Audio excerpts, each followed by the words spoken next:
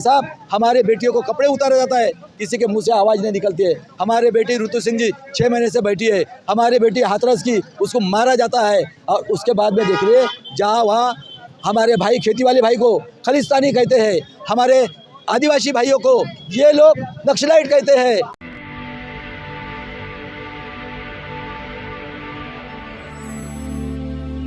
जय भीम, मैं मेवालाल और आप देख रहे हैं बहुजन समय।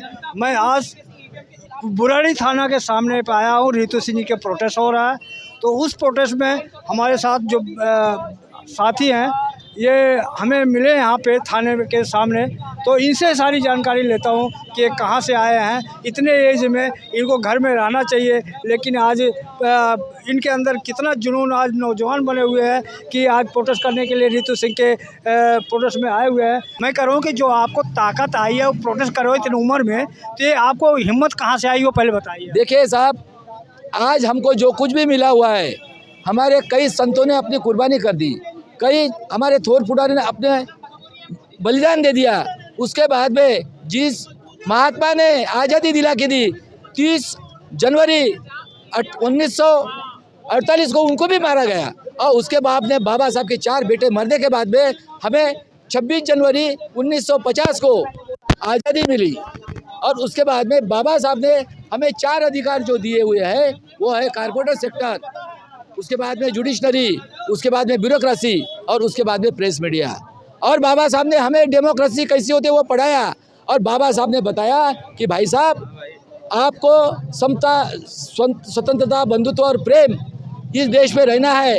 और उसके बाद में हमारे देश में शिवाजी महाराज होके गए महाराष्ट्र में, उन्होंने हमें स्वाभिमान कर कैसा होता है वो पढ़ाया। और बाबा साहब ने एक मत का जो अधिकार दिया है स्वाभिमान से जीने के लिए, इसका मतलब होता है आपको एजुकेशन, आपको नौकरी और आपको हेल्थ ये देना गवर्नमेंट जो चलाते हैं उसका फर्ज बनता है। और बाबा साहब ने जो बोला है कि ये देश जो चलेगा ये सभी लोगों से टैक्स वसूल करके चलेगा और लोगों के हित के लिए ये हो रहा है। सर, मैं आप उस पर आऊँगा, लेकिन जो सवाल आ रहा है उस पर जवाब दे, उस पर मैं आऊँगा जो आप बता रहे हो। मेरा ये सवाल था कि ऋतु सिंह जो प्रोटेस्ट हो रहा है उनको यहाँ पे थाने में लाके यहाँ पे आया है, तो ये सारे लोग थाने पे घेर रखे हैं बाकी लोग, तो आपको आने का कारण क्या है यहाँ पे? देखिए सर, मैं आपको बताना चाहता हूँ, हमें स्वातंत्र्य ये नाम के लिए मिला हुआ है। आज भी जिन लोगों ने कसम खाई थी 1925 में हम इसको 100 साल के बाद में हिंदू राष्ट्र करेंगे, मैं अभी आपको प्रूव करके देता हूँ कि ये आज भी वही से ये लोग ये जो है क्या जो कह रहा हूँ मैं मनुस्मृति के हिसाब से कर रहे। अभी मैं आपको प्रूव करके दिखाना चाहता हूँ। देख लीजिए, अभी 1950 के पहले हमारे देश के 90% लोगों की हालत क्या थी, मैं आपको उदाहरण के साथ बताना चाहता हूँ। सर, एक सवाल ले लीजिए। आप जिस थाने पे यहाँ खड़े हैं, ये सामने ये मंदिर बना हुआ है थाने के सामने। ये मंदिर जो थाना होता है ये तो सभी जातियों का, धर्मों का होता है ये, लेकिन एक स्पेशल मंदिर बनाया है, इस पर क्या कहेंगे आप? मैं सब आपका क्वेश्चन को आंसर देगा। मैं आपको बताना चाहता हूँ इन्होंने 75 साल से कैसा राज किया और 50 साल के पहले हम क्या थे। आप प्यार से सुन लीजिए मेरे एक वर्ड। मैं आपको बताना हमारी कंडीशन क्या थी 50 के पहले। कुत्ता, बिल्ली और एक बर्ड्स पालते, उसको खाने पीने की चिंता करते, और 3 पशु पक्षी जब गांव में घूमते, कभी पानी मिलता है, कभी अनाज नहीं मिलता, मर जाते। हमारे 90% जो बैकवर्ड क्लास के लोग हैं उनकी दशा 50 के पहले पशु पक्षी के समान थी। और इन लोगों ने शोषण करके हमारा ब्रेन कहाँ लेके गए, उसका भी मैं एग्जाम्पल देना चाहता हूँ आपको।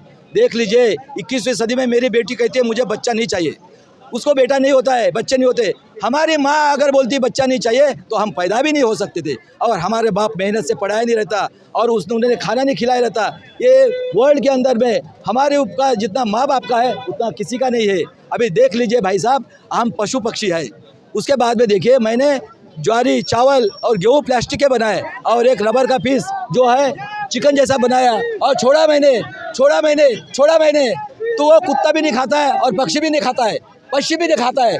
इसीलिए हमारा ब्रेन पशु पक्षी के नीचे ला के रखा है, इसलिए हम सोच नहीं सकते। उसके बाद में देखिए, कुछ लोग RSS में जाते थे, कुछ जाति के लोग, वो लोग इतने खुद को समझते थे, इनके पास 100-200 एकड़ ज़मीन, 500 एकड़ ज़मीन, 1000 एकड़ ज़मीन, और जो पढ़ा लिखा था हमारा जात का भी होने से भैया उसको गरीब आदमी से बात करना इन्हें वो अछूत समझता था। सवाल मैं कह रहा हूँ कि क्या रीति सिंह को जिस तरह से प्रोटेस्ट नहीं करने मिला लाके थाने पे यहाँ बंद कर दिया, उनके विरोध में लोग थाना घेर रखे हैं, तो कैसे न्याय मिलेगा रीति सिंह को? अभी मैं आपको 75 साल की डेमोक्रेसी कैसे चले वो बताना चाहता हूँ। नहीं, कैसे न्याय अरे भाई रुक जा, मैं बताना चाहता हूँ आपको। अभी मैं 50 में हूँ।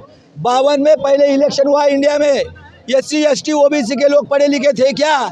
जिन लोगों ने कसम खाई है 25 में हिंदू राष्ट्र की परंपरा संस्कृति, वो पढ़े लिखे उनके लोग कौन हो गए? PA मिनिस्टर आमदार खासदार के यही लोग हो गए। और उसके बाद में 51 में बाबा साहब ने हिंदू कोड बिल और काले राय का रिजाइन किया और 6 दिसंबर 1956 को बाबा साहब चले गए। उसके बाद में देखिए आपको गुलाम 2 वर्ड में किया है, परंपरा और संस्कृति। देखिए आपके घर में जब बच्चा पैदा होता है तो आप किसको पूछते हैं? वो बोलता है 90% राक्षसगण, और उसके बाद में बोलता है लड़का हुआ ये रखो, लड़की हुआ बी हो। आपके घर में एक कैलेंडर ला के रखा है, काली ने किसने बनाया है? उसी ने बनाया है। आपको बोलता है आज ये है, ये खाना है, ये कपड़े पहनना है। आज 75 साल हो गया इंडिपेंडेंट मिलने के लिए। जो बाबा साहब ने 4 अधिकार थे वो बताता हूँ। 5% लोगों के पास, कारपोरेट सेक्टर के पास 95% प्रॉपर्टी पैसा जमीन है। सुप्रीम कोर्ट के 100% जज ब्राह्मण बैठे हुए हैं। IAS ऑफिसर कलेक्टर 90% वो है। और हमको पढ़ाने वाले वही लोग हैं। क्या पढ़ाते हैं? पुष्पक विमान से तुकाराम स्वर्ग में गया, मोहन भागवत ने जाना चाहिए उसके साथ। उसके बाद में संभाजी महाराज व्यभिचार थे इसलिए मारो। मोहन भागवत से डर नहीं लगता? क्यों डर लगेगा?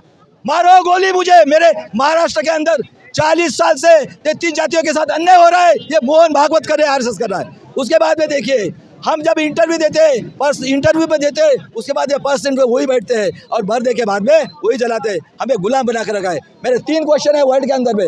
इंसान का पैदा औरत के पेट से हुआ है, ये हमें मनुस्मृति दिलाया है। ब्रह्मा के मुझ से होता है और ये बोलते हैं ब्रह्मा और स्त्री। मुझे बताइए वर्ल्ड के अंदर ऐसी कोई स्त्री और ब्रह्मा है क्या? मुँह से भगवान की औलाद, छाती से क्षत्रिय, वैश्य और पैर से शूद्र। दुनिया के अंदर में काला और गोरा ऐसा भेदभाव हुआ है, लेकिन पैदा होते ही कुत्ता, बिल्ली, गिदड़, कौवा ऐसी उपमा देते हैं क्या? दुनिया के अंदर में जीने के लिए अन्न, वस्त्र, निवारा 3 ही चीज होती है। अनाज जितना होता है समुद्र में फेंकते हैं। और हमारा प्राइम मिनिस्टर कहते हैं 90 करोड़ लोग 5 किलो से जिंदा है। ये 5 किलो वाले जो 90% है, 90 करोड़, वो गांव में घूमने वाले पक्षी है और हम पाले हुए पक्षी है। उसके बाद में देखिए भाई साहब, बाबा साहब ने 32 डिग्री 4 PhD हमें उनके नॉलेज से वर्ल्ड आगे जा रहा है। और हम लोगों को देखो स्वाभिमान से एक मत का अधिकार दिया है, ये UM में पैक किया है। मनुस्मृति काल्पनिक है, UM भी काल्पनिक है। आप सरकार कैसे लाओगे? बहुजनों की सरकार कैसे बनाओगे? जनता तो 5 किलो राशन पे खुश है और राम मंदिर बन गया उस पर खुश है, और कहते हैं किसानों को 2-2 हज़ार रुपया दे रही है सरकार। और विपक्ष के पास क्या है जो मोदी को वोट नहीं देगा, विपक्ष को वोट देगा? अभी मैंने आपको बताया भाई साहब, ये हमारे ब्रेन को पशु पक्षी नीचे कर लेके गए। उसका एग्जाम्पल देखो, कोरोना में हम मानसिक गुलाम है, आज भी उनके गुलाम है। कोरोना में उन्हें ताली थाली बजाया, हमने बजाया, कुछ होता है उससे? उसके बाद में देखिए भाई साहब, इन लोगों ने किस तरह से हमें गुलाम बना के रखा है। तो 5 किलो राशन है, नौकरी चाहिए। भाई साहब मैं यही बताना चाहता हूँ आपको कि इन लोगों ने 5 किलो अनाज देखे, ये हमें सब पेट भरने के लिए है। और उसके बाद में देखिए इन लोगों ने क्या किया पॉलिटिक्स में, ये मैं बताना चाहता हूँ। आज हमने महाराष्ट्र में देखा है 52,000 स्कूल बंद कर दिए, और जिसके घर में 20-20, 25-25 पेंशन आता है, देखिए 200 साल बैठ के खाएंगे इतना पैसा है। उनको मालूम है CBI ED इसका डर दिखा के उनको लगता है कि पावर में आ गए तो जनता का पैसा रहता है टैक्स रूप में, वो खाने के लिए मिलेगा। उसके बाद में देखिए उनको जो इच्छा शक्ति है वो भी मिलेगी। इन लोगों ने क्या किया है, ग्राम पंचायत, नगर परिषद, कारपोरेशन के इसमें इन लोगों ने सब इनके काका मामा चाची और सभी पक्ष में ये रहते हैं और हमको लूट रहे हैं। उसके बाद में देखिए एक माँ को 5 बच्चे हैं भाई साहब, वो 5 बच्चे में भागीदारी हमें कहाँ मिली है? वो अंग्रेज अच्छे थे, उन्होंने प्रॉपर्टी का अधिकार दिया हमें। मुगलों ने किसी संतों को मारा नहीं है, इन्होंने देखो कितना अत्याचार किया है। अभी इसकी वजह से अभी ये UVM जो है, मैं रिक्वेस्ट कर रहा हूँ सुप्रीम कोर्ट और चीफ जस्टिस और प्रेसिडेंट ऑफ इंडिया और चीफ जस्टिस ऑफ इंडिया को, अगर आपने UVM नहीं हटाया, हम लोगों ने हमारे पूर्वजों ने आज की पोजीशन देख लीजिए भाई साहब, हमारे बेटियों को कपड़े उतारा जाता है, किसी के मुंह से आवाज़ नहीं निकलती है। हमारे बेटी ऋतु सिंह जी 6 महीने से बैठी है, हमारी बेटी हाथरस की, उसको मारा जाता है। और उसके बाद में देखिए जहाँ वहाँ हमारे भाई खेती वाले भाई को खालिस्तानी कहते हैं, हमारे आदिवासी भाइयों को ये लोग नक्सलाइट कहते हैं। और हम आदिवासी महाराष्ट्र के अंदर में 33 जाति के ऊपर 40 साल से अन्याय करके 33 जातियों के बच्चों का करियर बर्बाद किया। उसके बाद में देखे मुस्लिम को आतंकवादी कहते हैं। असली आप बताइए ये जो UVM है, ये UVM बनाने वाले और गवर्नमेंट चलाने वाले ये RSS है। मैं अभी कहना चाहता हूँ चीफ प्रेसिडेंट ऑफ इंडिया और चीफ जस्टिस को हमारे ऊपर इतना अन्याय हो रहा है। हमारे लोगों ने जान दे दी, ये लोगों ने कभी नहीं किया। इन लोगों ने मुगलों की चमचेगिरी की, अंग्रेजों की चमचेगिरी की, और 75 साल में ये हमारे ऊपर डेमोक्रेसी के नाम पे हिटलर शाही चला रहे। और उसी का ये ईवीएम अगर आपने नहीं हटाई, मैं आपको आज ही बोलता हूँ, हम बलिदान देने के लिए तैयार है। और उसके बाद में जो भी होगा उसके लिए चीफ प्रेसिडेंट ऑफ इंडिया और चीफ जस्टिस ऑफ इंडिया ये जिम्मेदार रहने वाले हैं। लेकिन हम अपना संविधान को नहीं खो देंगे। फ्री फेयर इलेक्शन नहीं हो रहा है, ये 4 डायरेक्टर इनके हैं। इलेक्शन लेने वाले यही है, इलेक्शन फीडिंग करने वाले, प्रोग्रामिंग करने वाले यही है, और डिक्लेयर करने वाले। आप क्या करेंगे? हम लोग मरेंगे, लेकिन ईवीएम मशीन हटाएंगे, और नहीं हटी उसके लिए बलिदान देंगे हम लोग, बैकवर्ड करके लोग। लेकिन हम लोग आज़ादी इनको नहीं देंगे। ये हमारे देश को साउथ कोरिया करना चाहते हैं, हिटलर शाही, अब होने नहीं देंगे। खबरदार आरएसएस वालों, अगर आपने हिम्मत की हमारी पहले गोली चलाओ, हम आपको छोड़ने वाले नहीं है। बहुत हो गया अन्याय, 3000 साल से हमारा शोषण कर रहे हैं।